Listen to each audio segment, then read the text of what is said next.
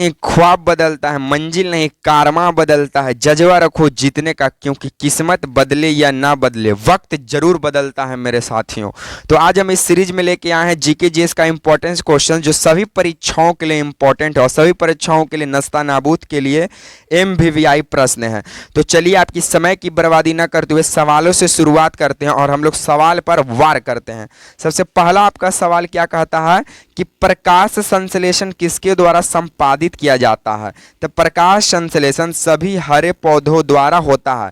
जब यहाँ तक की बात आई गई तो इसमें एक और पॉइंट लिख लीजिए कि जो सभी हरे पौधे होते हैं यह स्वापोषी होते हैं। ये कैसे होते हैं? स्वापोषी, मतलब कि अपना भोजन स्वयं बनाते हैं। लेकिन मनुष्य परपोषी होता है, क्योंकि मनुष्य सभी हरे पौधे पे ही डिपेंड है। ध्वनि या ध्वनि प्रदूषण या ध्वनि तीव्रता बोल दे। ध्वनि प्रदूषण, ध्वनि तीव्रता को किस में मापा जाता है? डेसिबल में मापा जाता है। भारत का सर्वप्रथम राष्ट्रीय उद्यान कौन सा था? तो भारत का सर्वप्रथम राष्ट्रीय उद्यान जिम कॉर्बेट नेशनल पार्क था, जो उत्तराखंड में पड़ता है और इसकी स्थापना 1936 को हुआ था। इसका प्रेजेंट नाम रामगंगा है, क्योंकि इस कॉर्बेट नेशनल पार्क से रामगंगा नदी बहती है, इसलिए आपका इसका प्रेजेंट नाम रखा गया रामगंगा राष्ट्रीय उद्यान।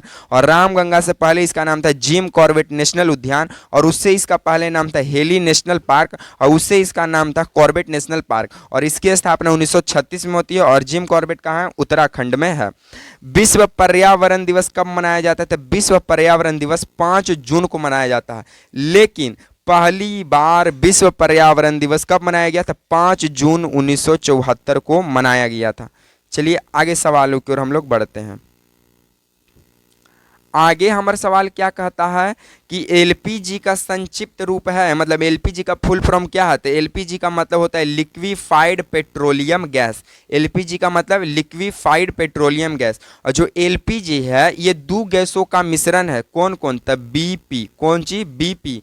बी से ब्यूटेन और पी से प्रोपेन। तो एलपीजी कितने गैसों का मिश्रण है? दो गैसों का। कौन कौन? ब्यूटेन और प्रोपेन। वायु प्रदूषण को किससे कम किया जा सकता है? तो वायु प्रदूषण जो है, जो गड़िया घोड़वा से जो धुआं निकल रहा है ना, जो कार्बन डाइऑक्साइड है, जो NO2 है, इस सबको कम कर सकते हैं कौची से? तब वृक्ष पूरा लगाइए, जितना लगा सकते हैं वृक्ष लगाइए और वायु प्रदूषण को कम कीजिए। पृथ्वी पर पहुंचने से पहले ओजोन परत जो है किन किरणों को अवशोषित करता है, मतलब सोखता है? तब पराबैंगनी किरणों को, जिसको यूवी रे कहते हैं, यानी अल्ट्रा वायलेट रे। इतना पराबैंगनी किरण यहाँ खराब है कि छोटा सुधरवे नहीं करता है। ओजोन को चकमा देके जैसी पृथ्वी पे आता है और जैसी मनुष्य के स्किन पे पड़ेगा तो स्किन को डैमेज कर देगा, स्किन कैंसर होगा, व्हाइट व्हाइट धब्बा होने लगता है। पराबैंगनी बड़ी खतरनाक है। और पराबैंगनी से हमको सुरक्षा प्रदान कौन करता है? ओजोन परत। इसीलिए ओजोन परत को पृथ्वी का सुरक्षा कवच कहा जाता है। इसीलिए ओजोन परत को पृथ्वी का सुरक्षा कवच कहा जाता है। याद रखिएगा।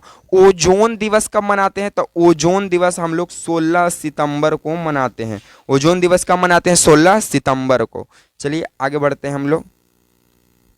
आगे क्या बोलता है कि सूर्य से जो हानिकारक किरणें आ रहा है, जिसको क्या बोलते हैं? यूवी रे, ये पृथ्वी को कौन सा स्तर इसको सुरक्षित करता है? तब ये बताएं कि जो अल्ट्रा वायलेट रे आ रहा है, जो पराबैंगनी किरणें आ रहा है, इतना ही खतरनाक है कि स्किन कैंसर करता है, स्किन से संबंधित रोग को उत्पन्न करता है। इससे हमको सुरक्षा प्रदान कौन करता है? ओजोन स्तर करता है। और ओजोन दिवस कब मनाते हैं? 16 सितंबर को।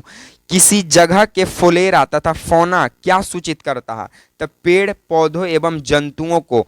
फ्लोरा पेड़ पौधों को करता है और फौना जंतुओं को सूचित करता है। पेड़ पौधे प्रदूषण को घटाते हैं क्योंकि वह अवशोषण करते हैं। कौची करते हैं? Carbon dioxide. देखिए वायु जो प्रदूषण है इसका सबसे बड़ा कारण कौन गैस है? Carbon dioxide. अब जितना पेड़ पौधा लगाइएगा उतना ही पेड़ पौधा कौची करेगा? कार्बन डाइऑक्साइड अपन अंदर लेगा और हम लोग को कौची देगा? ऑक्सीजन देगा। और जितना ऑक्सीजन का मात्रा हम लेवल वायु पर्यावरण में बैलेंस रहेगा उतना जीवन बेहतर चलेगा। तो वायु प्रदूषण को कम करने का एक ही है सिर्फ उपाय कि पेड़ पौधा लगाइए और कार्बन डाइऑक्साइड को सोखेगा और हमको कौची देगा? तो ऑक्सीजन देगा O2। भूकंप किससे मापा जाता है? तो भूकंप जो है ये रिक्टर पैमाने से मापा जाता है। लेकिन अगर पूछ देगा भूकंप अगर रिक्टर स्केल ना है तो भूकंप को मापा जाता है सिस्मोग्राफी से। भूकंप को किससे मापा जाता है? सिस्मोग्राफी से। भूकंप जो है 3 तरंग होता है। भूकंप के कई तरंग? 3 तरंग, एल तरंग, पी तरंग और एस तरंग। सबसे होता है प्राइमरी, फिर सेकेंडरी और फिर एल वाला होता है जो बड़ी एकदम खतरनाक होता है, एल। चलिए आगे बढ़ते हैं। आगे बोलता है कि महासागरों में जल स्तर वृद्धि का क्या कारण है? महासागर में देखिएगा एक वही के लहर चले लगेगा, तो एक कारण कौची है? तो ध्रुवीय प्रदेश में बर्फ का पिघलना। कौन अंतर्राष्ट्रीय संस्था पूरे विश्व में पर्यावरण सुरक्षा को देखभाल करती है? तो यूएनडीपी। कौन करता है? यूएन। लवण जो जल का अवशोषण करता है क्या कहलाता है? तो हाइग्रोस्कोपिक लवण। क्या कहलाता है? हाइग्रोस्कोपिक लवण। किसी नदी के प्रदूषण स्तर को मापा जाता है बीओडी के द्वारा। किसी नदी के प्रदूषण को स्तर को किससे मापा जाता है? बीओडी के द्वारा। वायुमंडल की सबसे ठंडी परत कौन सा है? मध्यमंडल, बीच वाला। वायुमंडल की सबसे ठंडी मंडल मध्यमंडल है। चलिए आगे बढ़ते हैं। आगे बोलता है एमवीवीआई प्रश्न कि प्रोजेक्ट टाइगर कब लाया गया? देखिए भारत में कभी है ना बाघे विलुप्त होने लगा, तो उसको बचाने के लिए 1973 में टाइगर प्रोजेक्ट लाया जाता है और बाघ पर पूरा ध्यान दिया जाता है। और टाइगर स्टेट के रूप में किसे जाना जाता था? टाइगर स्टेट एमपी को बोला जाता है। सबसे बाघ यही प्रकार में रखल गया है, मध्य प्रदेश में रखल गया सबसे ज्यादा बाघ। किस राज्य में गल्फ ऑफ मन्नार मेरीन राष्ट्रीय पार्क है? तमिलनाडु। किस राज्य में गल्फ ऑफ मन्नार मेरीन राष्ट्रीय पार्क है? तमिलनाडु। किसी एक प्राणी को किसान का मित्र कहा जाता है? किस प्राणी को किसान का मित्र कहा जाता है? तो केचुआ को किसान का मित्र कहा जाता है। ये उर्वरक के लिए 1 नंबर है सर, मिट्टी में उर्वरकता को बनाए रखता है। कौन? केचुआ। चलिए आगे बढ़ते हैं। आगे बोलता है क्या कि पर्यावरण को बचाने के लिए चिपको आंदोलन कौन सा राज्य से जुड़ा है? तो ये उत्तराखंड के गढ़वाल जिला से जुड़ा है। चिपको आंदोलन में क्या होता था? जैसे पेड़ काटे ठेकेदार आता था ना, तो वो स्थानीय लोग जहाँ के पेड़ काटता था वहाँ की महिलाओं पेड़ों से चिपक जाती थी, इसीलिए इसका नाम पड़ गया चिपको आंदोलन। और चिपको आंदोलन की शुरुआत 1973 में उत्तराखंड के गढ़वाल जिला से शुरू होता है।